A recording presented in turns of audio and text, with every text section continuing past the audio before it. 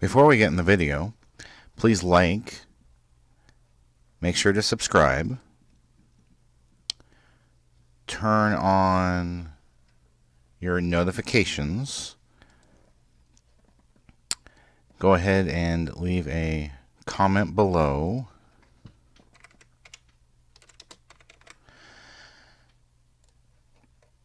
and click on the how you can help, which brings up the Family Friendly Game website and gives you lots of ideas how you can help us.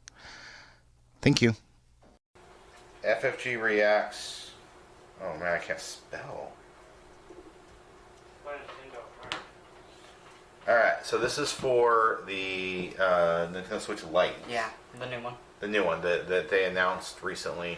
We had a press release, I think we published last weekend, I think it was. I haven't read press releases. I just saw, like, first story that popped up. I read a little bit of it. So far, it looks like it's going to be like I predicted back when the Switch was announced.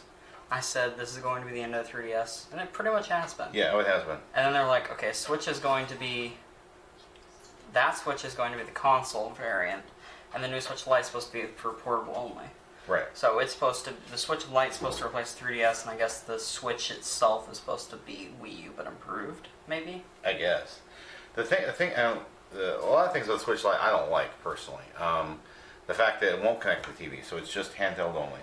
I think it's fine, though, like, honestly, because well, that's the entire point of the Switch Lite. It plays the Switch games, but, like, let's say you have one of those with the Joy-Cons. Hey, Noah, you want to bring me a Joy-Con?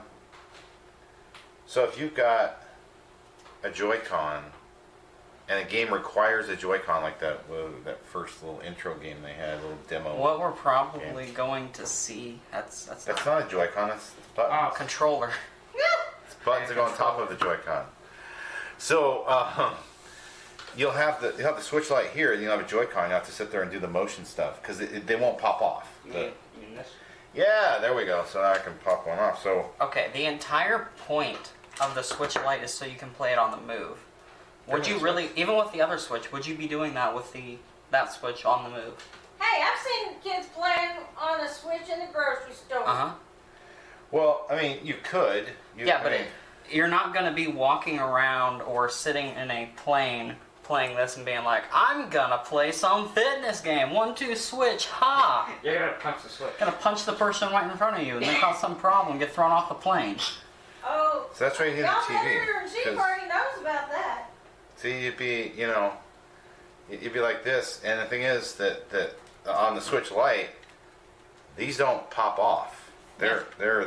They're just So you'll have controllers here and controller ignoring here. the entire point of it, though. This one's meant to be the home console. Yeah, yeah. So you're basically saying that you don't like that the portable one is going to be less functional for the on the home console games, which I'm just a prediction. I think we're going to see something in like the cases coming forward that says Switch Lite compatible or something like that. Where it's like, this is meant for Switch Lite. It should be Switch compatible too, then. Yeah, but it's going to be like meant for Switch Lites, where there's nothing in it that you are going to have trouble with on the Switch Lite. Oh. I think it's going to be like a little indicator, like on the back or on the front, that says like no motion controls. No motion, yeah. Yeah, no. So it'd be which like is fine. Like how that Wii Plus little attachment was, said that was required or wasn't. That's something they went forward with. The Motion Plus controls on the Wii, yeah. So I mean, I could see that. I guess. I mean, as a replacement for the 3DS, it's cool, but isn't it like selling for $200? Yeah, it's $100 cheaper than the Switch. It's $100 cheaper than the Switch, but it's also really also pricey for handheld. Yeah, it's around the same price as the 3DS. Yeah, no, you get 3DS for like. Unless you're buying like a old model. It's like $130. So then $160 like the most. The XLs and stuff were selling like at $200. Huh. Around there. Okay, well. Which would be the There screen size. No, I think this Switch Lite will be a little bit bigger than the 3DS XL. It'll be one big screen. Although I don't know if you took the two screens it's also together. more powerful. Price and all different. Yeah, it'll be more powerful, and actually, this will be the first time since NEC in the 16-bit era that you could take a home console game and play it on a handheld device. The same game would work on both systems. the TurboGrafx 16 and their cards and the Turbo Duo, that would work on there. I think it was the Turbo Express was their handheld. So yeah, the handheld where you can sit there and take the TurboGrafx 16 games and play them on the handheld. The problem was they did it before people wanted it. Yeah, yeah. Which is a shame, but you know. They should have waited. Honestly, like stuff like that.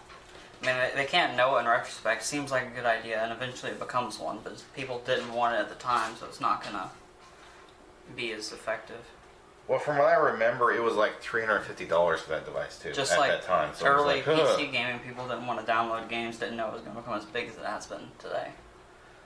Yeah, but there's still consumer rights, and people want to own their own property and not. Yeah, but downloads have become a whole lot bigger.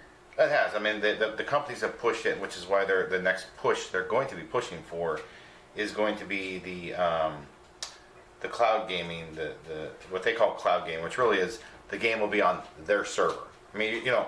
That's how it is now, anyways. Even if you get a physical copy, they can just take it away from you at any point. It doesn't matter. Yeah, which to me is criminal, but that's just my opinion. I don't think highly of the companies doing things like that. It's some of those terms and conditions that I've read, like the Crash Bandicoot one. Oh yeah, those It's in there. horrible, absolutely horrible. I am shocked that there hasn't been a class action lawsuit against one of these companies yet, which has thrown these. Because I can't imagine a judge looking at those agreements and going, yeah, this is legal. This is, you know, I can't. I would be shocked if a judge was like, oh yeah, this is fine. Because what they do is, you buy the game, you install the game, and then you find out, here's the legal requirements they claim, and they claim all the rights. You have no say. You have zero say. You got nothing, zero, that you can say about this. You get nothing at all that, you know, you can't sit there and say, you know what, I'm going to cut this part of it out, and then I'll agree with your contract with all but this one little section of these sections, or I'm adding this. It doesn't necessarily have to be negotiable, though. This is how contracts actually work in the real world with real people. When legal departments get involved, is they sit there and go back and forth, and they cut things out, and they try to slip things in, and they're like, no, and that's why like contract negotiations take so long. And that's why the terms and conditions aren't like that. Well, Because they say it's a contract. if you think about it, say there's millions of players, right? And every one of those players wants something different in that terms of service. Yeah, It would be completely impossible. not really. Yeah, it would. With technology, it'd be real simple. You sit there and No. you can mark out. So you're just email talking about back. going back and forth really long for contracts. Yeah. So it'd take a whole bunch of lawyers, waste a bunch of money and a bunch of judges' time, and a bunch of lawyers' time. It'd just be a complete waste. Well, that's what I'm saying. One class action lawsuit, I think, would throw these completely out. I believe. That's my opinion. And you can disagree. He disagrees. That's fine. It's cool. You know. Like I said, I'm a big consumer rights. I'm a big ownership. And Peter's more of kind of the younger new school of, well, let's download it. Let's not own anything. I mean, Wait, it's in and out. cheaper downloaded, and I don't spend a whole bunch of money to have something break on me. Considering most of the discs I buy are discs 6, and they're more likely to break than a download. Well, you lose the ability to play certain games when they're download only. Remember that game I love, the app, the Islandia? Even if it was a They disc, closed their servers. even if it was a disc, it was still an MMO, so it would have gone down either way. It means nothing. yeah, but if it would have, because of the MMO, you had to go to their servers. But if it was, look at some of the retro old games we go buy from Game Exchange. You can go buy something really old and play it, and the company has no say in you Yeah. playing an old game. Now, there is a downside to that. I will openly admit the downside is if there's bugs or glitches, you got them. There's no way to update them. Although I've noticed modern gaming, they're constantly fixing bugs and glitches. So that tells me they're putting bad games out in the first place. They're not fixing them before they release them. It's true that there's been a whole lot of rushing in the current AAA climate. Yeah. However, most of the bugs they're fixing are like minor things that you'd barely notice in retro games. Like, oh, there's some audio cue that's a decibel higher than it should have been. They'll fix something like that. Yeah. If it's something minor, done. Something takes a couple seconds longer, maybe a frame longer than it's supposed to, they're going to go try to fix it. They're trying to just fix everything to iron out for a perfect game that just gets thrown out in a year when they release the sequel. or they had some DLC and they don't want you to play the original anymore. And then with any type of constant update, there's always going to be some glitch. Yeah. Well, many times they fix something and they break other stuff. Yeah. Microsoft, I'm looking at you. That's been the long history of Windows. So, Yeah, just because they don't want to play with Apple all the time. they never want to play with Apple. And Apple won't play with anyone either. Those So. glitches probably come down to things like deadlines. Oh yeah. And now that's why they've gone to this agile methodology where they're just consistently improving, consistently fixing things. What they'll do is they'll we'll throw out some slop, and then as we find out about errors, we'll prioritize them and fix them. So you could have an error. Did you that's just define important Activision? No, this is Microsoft. I heard Microsoft's doing this, but I guess Activision too. I mean, the Skylanders game is basically the same thing every year, slightly new twist. We haven't had a Skylanders game. In Haven't fact, in a while, but Toy they also throw out, what is it? The Call of Duties every single year. They're just the same thing. Toy the video game is dead right now.